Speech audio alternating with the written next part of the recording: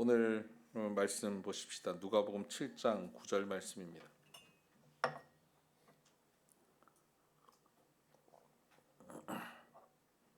함께 한번 읽어볼까요? 시작. 예수께서 들으시고 그를 놀랍게 여겨 돌이키사 따르는 무리에게 이르시되 내가 너희에게 이르노니 이스라엘 중에서도 이만한 믿음은 만나보지 못하였노라 하시더라. 아멘. 여러분은 어떤 일로 많이 놀라셨나요? 최근에 깜짝 놀랄 만한 일들이 있으셨나요? 우리는 살면서 놀랄 일들이 간혹 생깁니다. 그런데 이 놀람 중에도 가슴이 철렁한 놀람도 있고요. 가슴이 벅차는 놀람도 있습니다. 여러분의 삶 가운데 가슴 벅찬 놀람으로 가득해지기를 주의 이름으로 축복합니다. 그런데 아이들을 키우다 보면 가슴 철렁한 놀람들이 훨씬 많이 일어납니다. 특히 아들들 키우는 엄마들에게 삶과 위로의 말씀을 드립니다.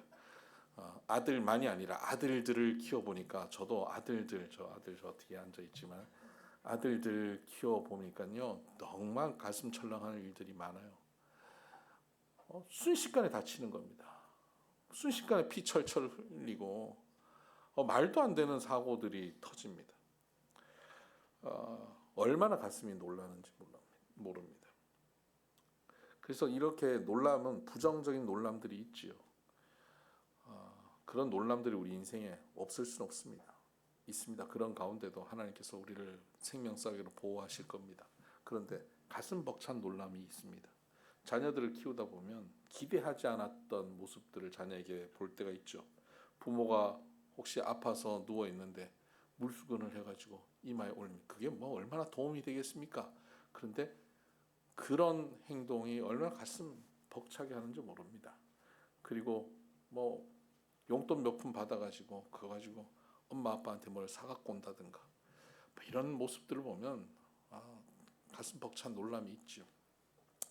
그러한 놀람은 우리에게 행복으로 남고 기쁨이 되고 좋은 추억이 됩니다. 근데 하나님 앞에도 이렇게 가슴 벅차는 놀람이 있을까요? 하나님도 놀라실까요? 천지를 창조하신 하나님께서 놀라실 일이 있겠습니까? 일단 가슴 철렁한 놀람은 별로 없을 것 같습니다. 우리가 사고 치고 죄 짓고 망가지는 일들은 그렇게 놀랄 일이 아닙니다. 한두 번 당하셨겠습니까? 역사에를 지금까지 당하고 계시고 우리 인간의 바닥을 다 아시는 하나님이신데 그렇게 놀랄 일이 있겠습니까? 그런데 정말 놀랄 일은 하나님이 놀라실 일은 우리가 믿음으로 행하는 것입니다. 도저히 불가능해 보이는 모습 속에서 기대하지 않는 모습 속에서 믿음의 고백, 믿음의 삶의 모습, 믿음으로 행하는 것을 보여드릴 때 주님께서 가슴 벅찬 놀람을 가지신다는 겁니다.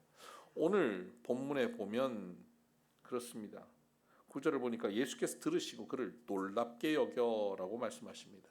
그를 놀랍게 여겼다. 이방인 로마 군인 장교입니다. 백부장을 놀랍게 여겼다는 겁니다. 놀랍게 여겼다. 예수님께서 놀라워했다. 이건 가슴 벅찬 놀람입니다. 기뻐하시는 놀람인 겁니다. 이런 기쁨이 되는 놀람을 이 백부장은 드렸습니다. 무엇으로 드렸나요? 믿음으로 드린 겁니다. 그가 드린 믿음은 이것입니다. 백부장의 종이 병이 들어서 죽게 됐는데 예수님이 그 소식을 듣고 그 백부장의 집으로 오고 계셨습니다. 그때 백부장이 예수님 근처에 오셨다는 소식을 듣고 급히 친구들을 보내서 예수님의 길을 막았습니다. 예수님, 저희 가정에 오시는 것을 제가 감당치 못하겠습니다. 저에게도 부하들이 있습니다. 제가 오른쪽으로 가라면 오른쪽으로 가고 저리 가라 그러면 저리 갑니다.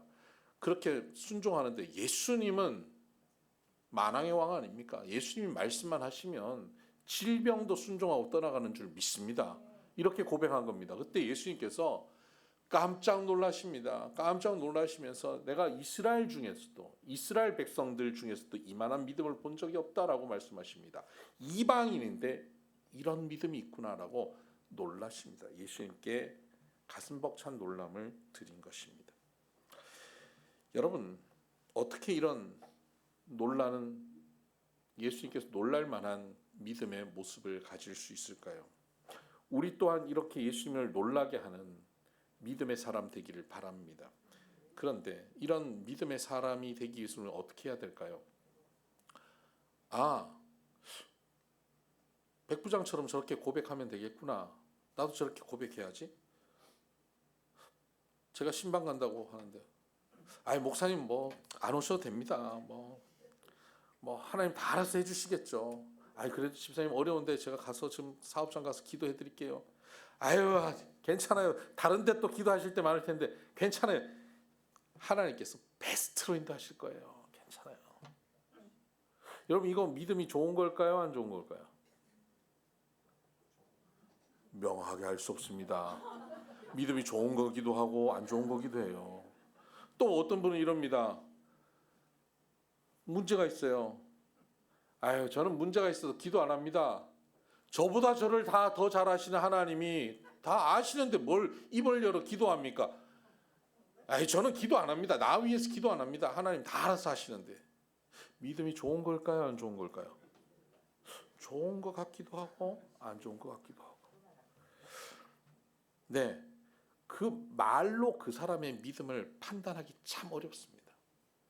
그러니까 이 백부장이 우리 집에 오시는 것을 감당하지 못하겠습니다라고 하는 이 말이 그의 믿음을 명확하게 보여주는 것이라고 보기 어렵다는 겁니다. 말씀만 하면 낫겠습니다라고 하는 이 말이 그의 믿음 전체를 명확하게 보여주는 게 아니에요. 그의 믿음을 잘 알려면 그의 삶을 봐야 합니다. 그의 삶이 일관적으로 믿음 가운데 있을 때 그의 고백이 아름다운 믿음의 고백이 됩니다. 그의 삶이 믿음과 전혀 상관없이 살아가고 있다가 제 멋대로 살다가 결정적인 순간에 하나님 다 알아서 해주실 건데요 라고 하는 것은 그건 믿음의 고백이 아닌 거죠. 오늘 한국교회 성도들은 믿음의 고백에 익숙합니다. 믿습니다. 하나님 뜻대로 될 겁니다. 하나님이 함께 하실 겁니다. 아멘. 이런 고백들을 잘합니다. 그런데 삶이 뒷받침되지 않습니다. 삶은 제멋대로 살고 삶은 자기가 인생의 주인이 되어 사는데 그렇게 실컷 살다가 인생에 어려운 문제가 벌어졌을 때 내가 믿습니다. 하나님 뜻대로 될 줄 믿습니다. 이러고 있어요. 그건 놀랄만한 믿음이 아닙니다. 오히려 그런 믿음은요, 가슴 철렁한 믿음일 가능성이 있습니다. 문제를 일으켰어요. 사고를 쳤어요. 사건 사고의 중심이 그 교인이에요. 우리 사회에 무리를 일으키는 일을 행했습니다. 그런데 제가 깜짝 놀라는 건 그분이 이럽니다. 성경책을 끼고 제가 하나님을 잘 믿습니다. 이럽니다. 그러면 목사로서는 가슴 철렁합니다. 차라리 성경책을 보이지 말지. 기도도 혼자 조심스럽게 하지. 그럽니다. 이건 가슴 철렁한 거죠. 믿음의 고백을 해도요, 삶이 바탕이 되어 있는 사람의 믿음의 고백이어야 합니다. 그 누가복음 7장에 바로 이 백부장의 믿음을 기록해 두는데, 이 누가복음을 기록한 누가는 6장에 믿음의 삶에 대해서 설명하고 있습니다. 6장 46절을 보면 너희는 나를 불러 주여 주여 하면서도 어찌하여 내가 말하는 것을 행하지 아니하느냐. 그 말로 주여 주여 하는데 행함이 없지 않느냐라고 말씀을 전합니다. 또 44절에 보면 나무는 각각 그 열매로 아나니 가시나무에서 무화과를 또는 찔레에서 포도를 따지 못하느니라. 그러니까 겉으로 무화과 열매를 달아놓는다고 무화과 나무가 아니에요. 무화과 열매가 맺혀야 무화과 나무죠. 무화과 사가지고 달아놓으면 그 무화과 나무가 아닐 수도 있는 겁니다. 근데 성도들이 성도로서의 종교적 행위, 주일날 교회 가고 봉사하고 11조하고 입에 종교적 용어들을 막 뱉어낸다고 해서 그것이 신앙의 열매를 달고 있는 것처럼 보이지만 신앙인이 아닐 가능성이 있다는 겁니다. 그 사람이 신앙의 나무라는 것은 신앙의 열매, 성령의 나무라는 것은 성령의 열매가 맺혀야 된다는 것을 누가복음 6장에 매우 강조하고 있습니다. 특히 그 강조점의 핵심은 뭐냐면 선대하라. 다른 사람들을 선대하고 네가 대접받기를 원하면 다른 사람을 대접하라. 원수를 사랑하라. 이런 말씀들을 쭉 6장에 하다가 7장에 이어서 백부장의 이야기를 배치하고 있습니다. 이것은 그냥 시대의 사건의 흐름 속에서 그냥 이 말씀 다음에 이 사건 이렇게 된 게 아니라 이 말씀을 보강해주고 이 말씀이 예가 될 만한 사건을 배치해 둔 것입니다. 그러니까 열매가 보여지는 믿음이라고 하는 것은 백부장의 믿음에서 볼 수 있다라고 하는 것이죠. 그건 그가 말 하나 잘한 것, 우리 집에 오신 거 감당 못합니다. 말씀만 하시면 낫습니다라고 하는 말 하나 잘한 것이 아니라는 것을 보여주고 있는 겁니다. 주여 주여 하는 것이 아니라는 겁니다. 그 우리가 백부장의 믿음을 보면서 예수님을 놀라게 할 만한 믿음은 이렇게 믿음의 고백만 잘하면 되겠구나. 그게 아니라는 것을 알아야 합니다. 그럼 백부장의 믿음의 고백은 뭘 근거로 하고 있느냐? 그의 삶을 근거로 하고 있습니다. 그의 삶을 눈여겨볼 수 있는 내용이 7장 2절에 있습니다. 어떤 백부장의 사랑하는 종이 병들어 죽게 되었더니 입니다.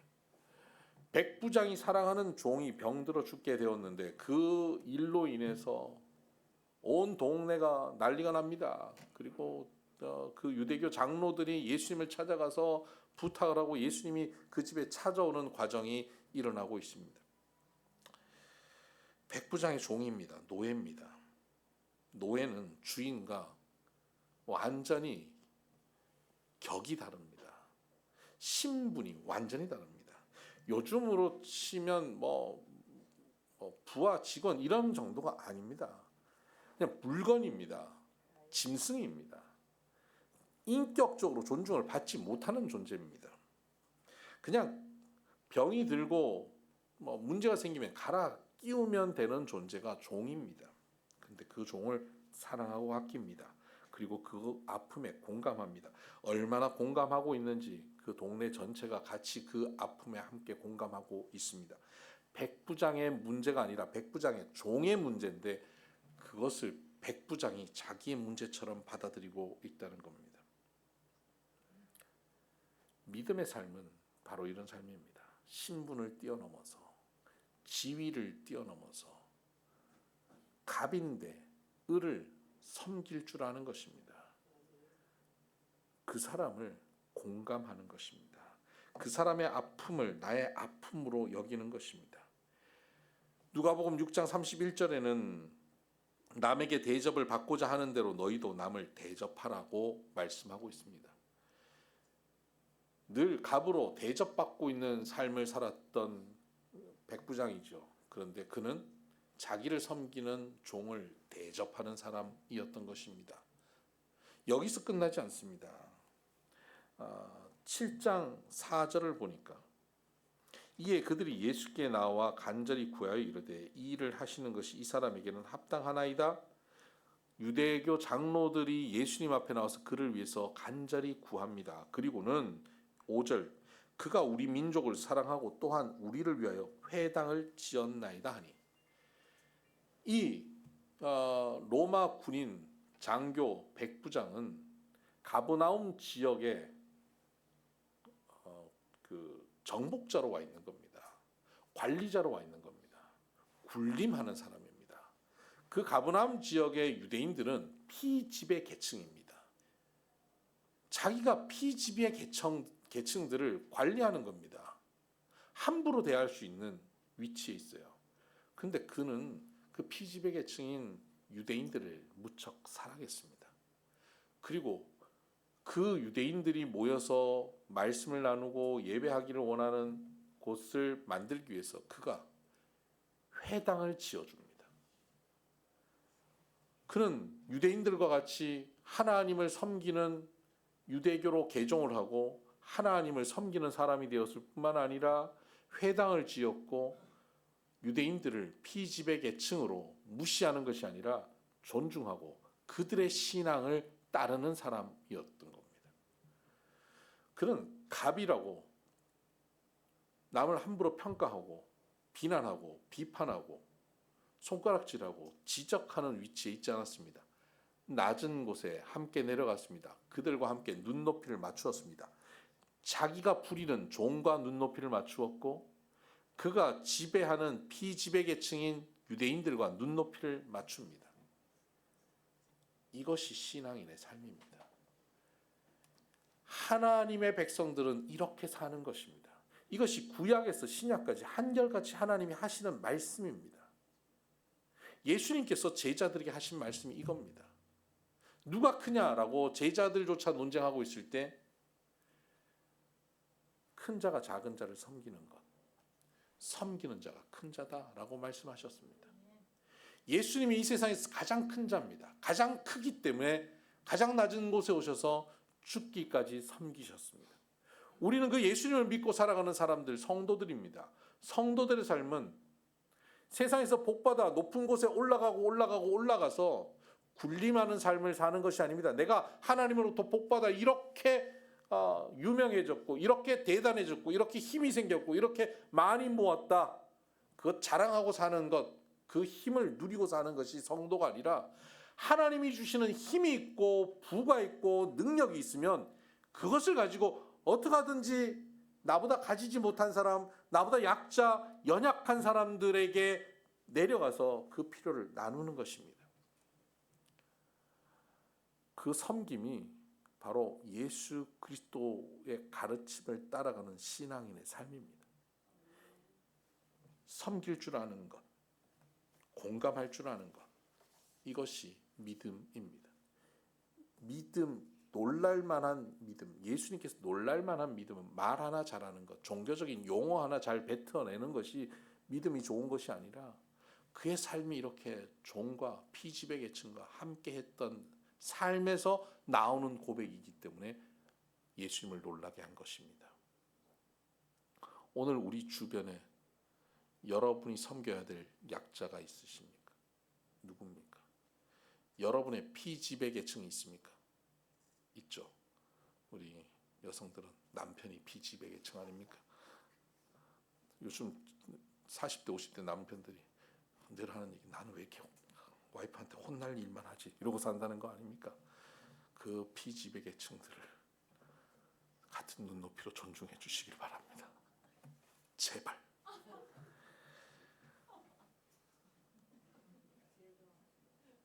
제일 좋아합니까? 그렇게 섬길 줄 아는 자, 큰 자가 작은 자를 섬기는 것, 그런 삶을 우리가 살아낼 때 우리의 신앙의 고백이 아름다운 고백이 되는 것입니다. 종교적인 고백이 아름다운 게 아닙니다. 그 신앙의 삶이 없이 종교적인 고백을 하는 것은 역겨운 것입니다. 두 번째, 그의 삶에 있어서 귀한 믿음의 모습을 보는 것은 그는 매우 공동체적인 신앙을 가졌다는 것입니다. 3절을 보니까 예수의 소문을 듣고 유대인의 장로 몇 사람을 예수께 보내어 오셔서 그 종을 구해주시기를 청한지라. 이에 그들이 예수께 나와 간절히 구하여 이르되입니다. 백부장은 유대인 장로 몇 사람을 예수님께 보냅니다. 한 사람이 간 것도 아닙니다. 여러 사람이 갔습니다. 당시 유대교 회당 중심으로 있던 그 종교 집단의 리더십들, 회당장이라든가 장로들은 예수님으로 시작된 이 새로운 그 하나님 나라 운동에 있어서 매우 거북함을 갖고 있었습니다. 결국 예수님을 십자가에 못 박은 사람들은 이 집단에서 못 박은 것 아닙니까? 그러니까 이 장로들은 예수님께 나가서 나이도 훨씬 많은 사람들입니다. 그 젊은 예수님께 엎드린다는 것이 쉬운 일이 아니에요. 불편한 일입니다. 근데 그 불편한 것을 감수하고 여러 사람의 장로들이 예수님께 가서 엎드려 구합니다. 예수님, 저희 아들이 죽게 되었습니다. 이게 아닙니다. 예수님, 우리 마을에 우리를 잘 돕던 백부장이 죽게 됐습니다. 이것도 아닙니다. 예수님, 백부장의 노예가 죽게 됐습니다. 이겁니다. 그 몇 다리를 건너서 있는 그 어려움의 문제를 장로들이 나아가서 구하고 있습니다. 그것이 바로 내 문제처럼 여겨지고 자존심도 내려놓고 정치적인 입장도 내려놓고 예수님께 나가서 구한 겁니다. 이것이 공동체적인 겁니다. 마태복음에는 이 사건을 이렇게 기록하고 있습니다. 백부장이 예수님께 나와 엎드렸다라고 표현하고 있습니다. 분명히 장로들이 갔는데 백부장이 엎드렸다고 마태복음은 기록하고 있습니다. 무슨 말입니까? 장로들이 온 것은 곧 백부장이 온 것입니다. 그만큼 장로와 백부장의 마음이 하나다 이겁니다. 한 마음이 되어 있다는 겁니다. 그들은 한 공동체라는 겁니다. 백부장이 기도하고 장로들의 기도고 장로들이 기도하고 백부장의 기도였던 것이죠. 여러분, 우리는 신앙생활 하다 보면 다 나와 하나님과의 1대1의 관계, 이것을 신앙이라고 생각합니다. 우리 한국교회 안에서도 이런 신앙을 굉장히 중요하게 여깁니다. 교회에 막 불편한 사람이 있으면 나 그 사람 때문에 교회 못 가겠어 그러면 뭐 사람 보고 교회가 하나님 보고 가는 거지. 맞는 말인 것 같기도 한데 꼭 그런 건 아닙니다. 사람을 함께 보고 좋은 신앙 공동체를 이루어가는 게 신앙입니다. 나 혼자 1대1의 신앙, 그 배경 속에는요, 불교적인 신앙과 유교적인 전통이 자리 잡고 있습니다. 우리 안에, 그 안에 우리 속 깊은 곳에 이런 매우 개인적인 영적 체험이 신앙이라고 생각하는 것, 이것이 뿌리 깊게 있습니다. 그러나 기독교 신앙은 공동체적입니다. 삼위일체 하나님이 공동체시고 그 하나님을 닮은 우리들은 공동체적 존재입니다. 우리의 신앙은 나 한 사람의 좋은 믿음, 그것만이 중요한 게 아닙니다. 함께 믿음의 공동체를 이루는 게 중요한 겁니다. 때로 우리가 신앙생활 하다 보면요, 내 믿음이 바닥으로 떨어질 때가 있습니다. 그런데 여러분, 그때 걱정하지 마세요. 내 믿음이 바닥으로 떨어지는 것, 그것이 전부가 아닙니다. 그때 내 옆에 있던 형제자매가 내 믿음을 붙잡아 줍니다. 나를 위해서 기도하고 있습니다. 저 사람의 믿음이 뚝 떨어진다고 해서 그 사람이 믿음 없다고 손가락질 하지 마세요. 그럴 수가 있습니다. 그때 그 믿음 없음의 순간에 그 믿음을 회복시키기 위해서 하나님은 우리를 붙여놓으신 겁니다. 이것이 공동체적 신앙인 겁니다. 신앙은 한 개인의 문제만이 아니라 공동체의 문제입니다. 그래서 교회 공동체가 함께 지어져 가는 것이고 함께 세워져 가는 것입니다. 이 가버나움 공동체는 놀라운 일이 벌어졌습니다. 성경에 나오는 여러 가지 사건들이 가버나움에서 벌어집니다. 가버나움은 그런 아름다운 신앙 공동체를 이루고 있는 지역이었던 것입니다. 거기는 장로들도 좋은 신앙의 본이 되었겠죠. 거기에 이 백부장이 바로 섬김을 통해서 그 공동체를 잘 이뤄냅니다. 힘 있는 자가, 가진 자가 잘 섬겼고 눈높이를 맞췄고 나 하나 혼자서 하나님과 1대1의 관계가 아니라 함께 해야 되는 관계라고, 신앙이라고 하는 것을 알고 함께 공동체를 세워가는 노력이 있었던 것입니다. 그럴 때 서로 어려울 때 서로가 서로를 위해 중보하고 저 문제를 내 문제로 껴안게 된 것입니다. 저는 오늘날 그 현대 교회가 너무 깔끔해지는 것이 불편합니다. 교회 올 때 우리 다 깔끔하게 입고 왔죠. 깔끔하게 입고 온 것을 제가 지적하는 게 아닙니다. 깔끔하게 입고 와야죠. 깔끔하게 입고 와서 주일 예배를 드립니다. 매끈한 종교적 용어를 사용합니다. 할렐루야. 주님이 함께 하실 거야. 걱정하지 마. 내가 기도할게. 뭐 얘기하면 아멘. 나도 그렇게 생각해. 아멘. 공감도 해요. 저 사람이 너무너무 아프고 힘들어요. 그 사람이 너무 고통 가운데 있어요. 재정적으로 어려움 속에 놓였습니다. 그 얘기를 다 듣고 아파합니다. 그리고는 모임이 끝납니다. 주차장으로 갑니다. 가족들끼리 차를 딱 타는 순간 그 문제는 더 이상 내 문제가 아닙니다. 오늘 우리 저녁 뭐 먹을까? 이게 더 중요하고 심각한 문제인 겁니다. 그 앞에 잠깐 눈물 한두 방울 흘린 것, 그것으로 우리의 신앙생활 다 한 것처럼 착각합니다. 그 아픔의 이야기를 듣고 차를 타면 그 아픔 때문에 나도 같이 아파해야 하는 겁니다. 차를 타면서 한숨이 나와야죠. 집사님 어떡하지? 너 아픈 거예요. 그것 때문에 눈물 흘려야 하는 겁니다. 그것 때문에 뭐가 여기가 맺혀 있어야 됩니다. 그것 때문에 한 주가 불편해야 되는 것입니다. 내 가족이 아프고 내 가족이 힘든데 그 문제로 같이 기도해야 되는 것이죠. 이것이 공동체적 신앙입니다. 우리 비선교회는 깔끔하게 나눔하고 잊어버리는 그런 공동체가 아니라 나눔하고 아파하는 깔끔하지 못한 그런 공동체 되기를 주의 이름으로 축복합니다. 매끈한 신앙인이 아니라 좀 어리숙하고 좀 촌스러운 그런 모습이 우리에게 있었으면 좋겠습니다. 그런 신앙 공동체가 될 때 이 백부장의 종의 문제가 장로들 자신의 문제가 되는 겁니다. 어느 날 장로들이 문제가 생길 때 백부장이 그 문제를 자기 문제로 껴안지 않겠습니까? 어느 날 백부장이 문제가 생길 때 그 종이 자기 생명을 걸고 그 문제를 해결하려 하지 않겠습니까? 여러분, 오늘 우리 비손 공동체는 바로 그렇게 하나님이 세우신 주의 몸입니다.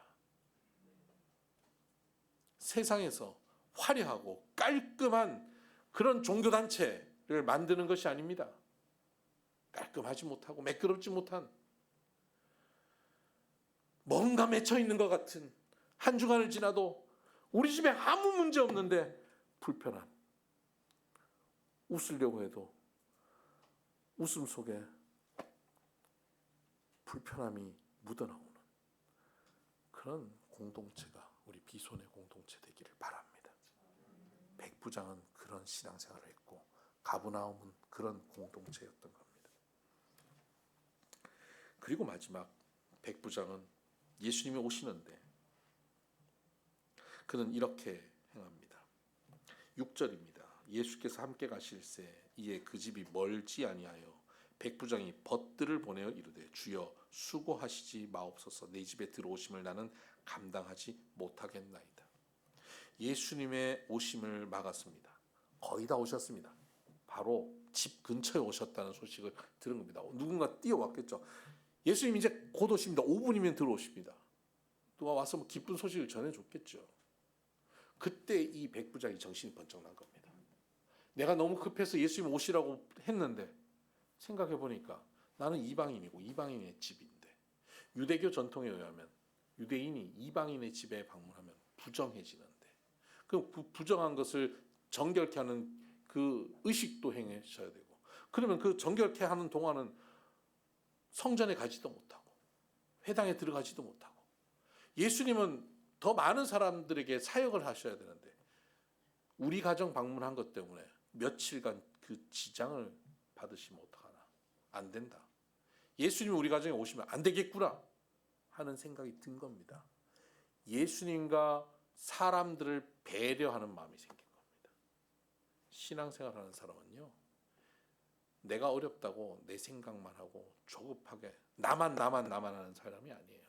그 순간 나만 생각할 수밖에 없지만 한 번 더 들어가서 배려하는 생각이 나와야 합니다. 다른 사람을 배려하는 것입니다. 주님을 배려하는 겁니다. 내 입장에서 내 이 어려운 상황 속에서 누구를 배려한단 말입니까? 그럼에도 불구하고 배려하는 것. 이게 신앙의 삶입니다. 이게 신앙의 여유입니다. 전 식당에서 불편할 때가 많습니다. 복잡한 식당에서 교인들이 주로 앉아서 식사할 때 대표 기도를 합니다. 큰 소리로 대표 기도합니다. 하나님은 조용히 해도 듣습니다. 큰 소리를 하고 그 자리에서 아멘 막 이렇게 해요. 집회 장소도 아니잖아요. 우리는 다양한 종교가 함께 살아가는 공동체입니다. 그게 불편하고 싫은 사람들도 있습니다.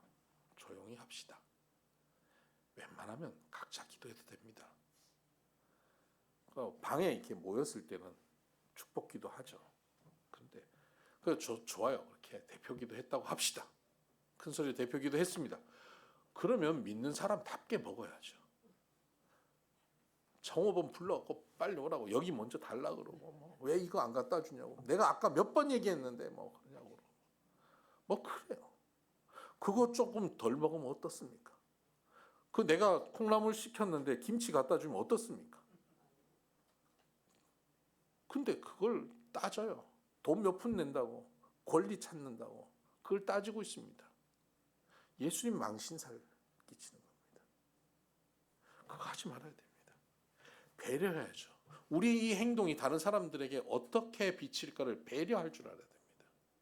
무례함이 이 세상에 지금 가득합니다. 이것은 믿는 자나 안 믿는 자나 다 마찬가지인데, 예수 믿는 사람은 큰 소리로 기도하고 무례하니까 더 티나는 겁니다.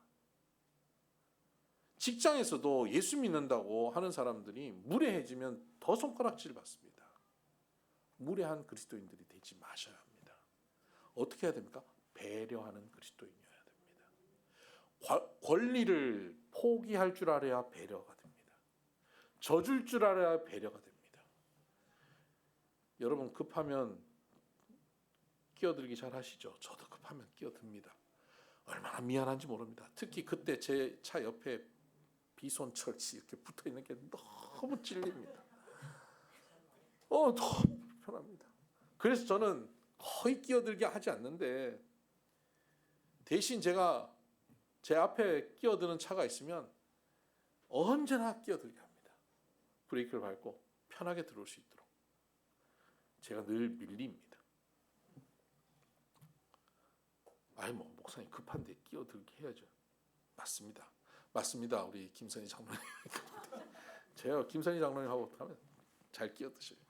우리 급하게 가가지고 차가 너무 막히거든요. 그때 이런 말이 생각납니다. 충청도 사람들이 하는 말. 그러려면 어제 오지 그러시오.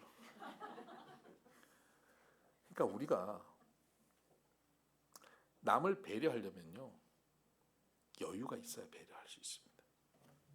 미리 해야 됩니다. 아니면 손해봐야 됩니다. 도로에서도 손해볼 줄 알고, 식당에서도 손해볼 줄 알고, 직장에서도 손해볼 줄 알고, 특히 손해 안 보는 곳 어디입니까? 가정에서 손해볼 줄 알아야 됩니다. 내가 이만큼 했는데 당신한테 해준 게 뭐가 있어? 그냥 숨 쉬고 있는 것만으로도 감사한 거예요. 그것만으로도 감사한 거예요. 손해볼 줄 알아야죠.